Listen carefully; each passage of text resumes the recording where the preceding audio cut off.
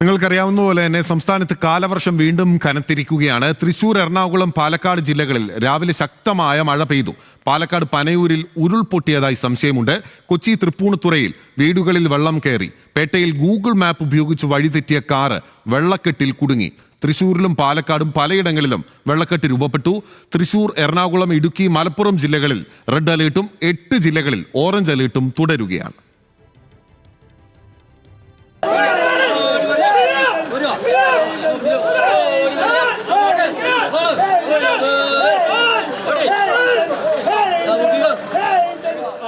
എറണാകുളത്ത് രാവിലെ പെയ്ത ശക്തമായ മഴയെ തുടർന്നുണ്ടായ വെള്ളക്കെട്ടിലാണ് കാർ വീണത്. തൃപ്പൂണിത്തുറ പേട്ടയിൽ ഗൂഗിൾ മാപ്പ് നോക്കി വന്ന കാറാണ് അപകടത്തിൽപ്പെട്ടത്. ഡ്രൈവർ രക്ഷപ്പെട്ടു. നാട്ടുകാരും പോലീസും ഫയർഫോഴ്സും ചേർന്ന് ഏറെ നേരം പണിപ്പെട്ട ശേഷമാണ് ക്രെയിൻ ഉപയോഗിച്ച് കാർ ഉയർത്തിയത്.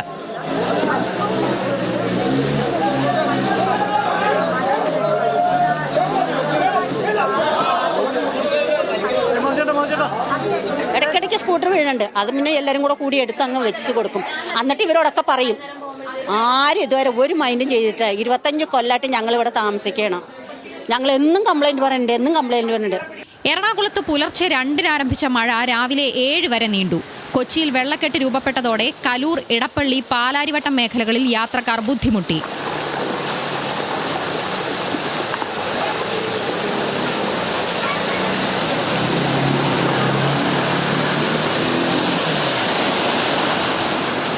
നിർമ്മാണം പുരോഗമിക്കുന്ന ദേശീയപാത 66 ചെളിക്കുഴിയായി മാറി. കളമശ്ശേരി VR തങ്കപ്പൻ റോഡിലും വെള്ളം കയറി. തൃപ്പൂണിത്തുറയിലും തൃക്കാക്കരയിലും പശ്ചിമ കൊച്ചിയിലും ആലുവയിലും കനത്ത മഴയാണ് പെയ്തത്. മൂവാറ്റുപുഴ, പെരിയാർ നദികളിൽ ജലനിരപ്പ് ഉയർന്നു. കിഴക്കൻ മേഖലയായ പിറവം, പെരുമ്പാവൂർ, മൂവാറ്റുപുഴ എന്നിവിടങ്ങളിലും കനത്ത മഴയായിരുന്നു. തീരദേശ മേഖലകളിലെ റോഡുകളിലും വെള്ളക്കെട്ടുണ്ടായി.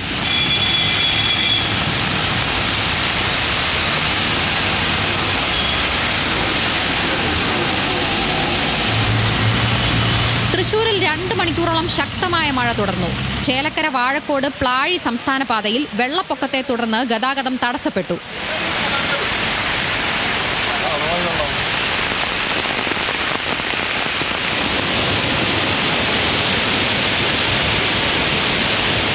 പുത്തൂർ വെട്ടുകാട് 7-ാം കല്ലിൽ വീടുകളിൽ വെള്ളം കയറി.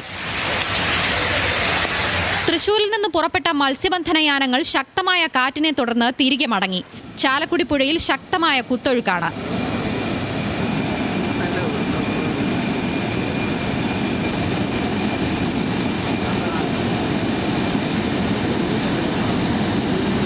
പാലക്കാട് നെല്ലിയാമ്പതി അടക്കമുള്ള പ്രദേശങ്ങളിൽ കനത്ത മഴ പെയ്തു.